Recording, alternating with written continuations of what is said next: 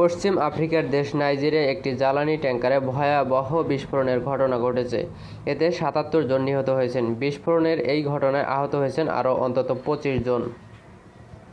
মূলত জ্বালানিবাহী এই ট্যাঙ্কারটি উল্টে যাওয়ার পর অনেকেই রাস্তায় ছড়িয়ে পড়া জ্বালানি সংগ্রহের চেষ্টা করেন, আর সেই সময় ট্যাঙ্কারটিতে বিস্ফোরণ ঘটে। এতেই ঘটে হতাহতের ঘটনা। রোববার ১৯ জানুয়ারি এক প্রতিবেদনে এই তথ্য জানিয়েছে ব্রিটিশ সংবাদ মাধ্যম বিবিসি। সংবাদ মাধ্যমটি বলছে, নাইজেরিয়ায় দুর্ঘটনার কবলে পড়ার পর জ্বালানিবাহী একটি ট্যাঙ্কার বিস্ফোরিত হয়েছে এবং এতে ঘটনাস্থলে থেকে জ্বালানি সংগ্রহের জন্য ছুটে আসা ৭৭ জন নিহত হয়েছেন বলে কর্তৃপক্ষ জানিয়েছেন। শনিবার উত্তর মধ্য নাইজেরিয়ার প্রদেশের সুলেজা এলাকায় ট্যাঙ্কারটি উল্টে যাওয়ার পর ভেতরে থাকা জ্বালানি আশেপাশে ছড়িয়ে পড়েছিল। এরপর অনেকেই রাস্তায় ছড়িয়ে পড়া জ্বালানি সংগ্রহের চেষ্টা করেন।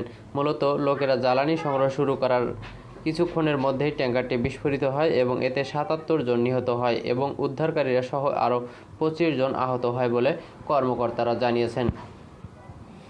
বিবিসি বলছে, পশ্চিম আফ্রিকার এই দেশটিতে জ্বালানি ট্যাঙ্কার বিস্ফোরণ এবং সড়ক দুর্ঘটনা বেশ সাধারণ ঘটনা। প্রায় সময় রাস্তার খারাপ অবস্থা ও খারাপভাবে রক্ষণাবেক্ষণ করা যানবাহনের কারণে এই ধরনের দুর্ঘটনা ঘটে থাকে।